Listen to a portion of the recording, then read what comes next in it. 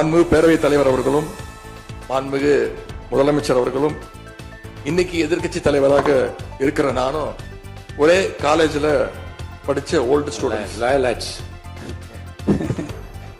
ஒரே காலேஜ்ல நாம படிச்சிருந்தாலும் அரசாங்கத்தை நடத்துறதுல திமுக தான் சீனியர் பேட்ச். உங்களுக்கு தெரியும், 1967 ஆட்சிக்கு வந்தது திமுக தான். நாங்க தான் சீனியர்ஸ். அந்த அடிப்படையில் எங்களுடைய நாலேஜையும் எக்ஸ்பீரியன்ஸையும் நாங்க ஷேர் பண்ணிக்க ரெடியா இருக்கோம். அதை ஏத்துக்க நீங்களும் தயாராக இருங்க. ஏன்னா நமக்கு எப்பவுமே தமிழ்நாட்டு மாநிலத்துடைய நலன் தான் மிக மிக முக்கியம். மாண்புமிகு பேரவைத் தலைவர் அவர்களே, நீங்க போட்டியின்றி தேர்வாயிருக்கீங்க. மாண்புமிகு முதலமைச்சரும் எதிர்க்கட்சி தலைவரான நானும் உங்களை அவை முன்னவரும் இந்த இருக்கையில உட்கார வச்சிருக்கிறோம், அமர வச்சிருக்கிறோம். இன்னைக்கு உங்க கையை பிடிச்சி அழைச்சிட்டு வந்து உட்கார வச்சிருக்கிறோம்.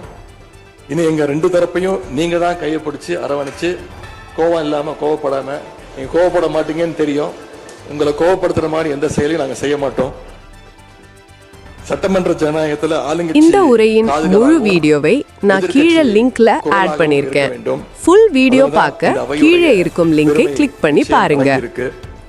பொதுவா இதுக்கு முந்தைய சட்டமன்ற பேரவை எடுத்துக்கிட்டா ஆளுங்கட்சி வரிசையில அதிக உறுப்பினர்களும் எதிர்கட்சி வரிசையில அதை விட குறைவான உறுப்பினர்களும் இருப்பாங்க.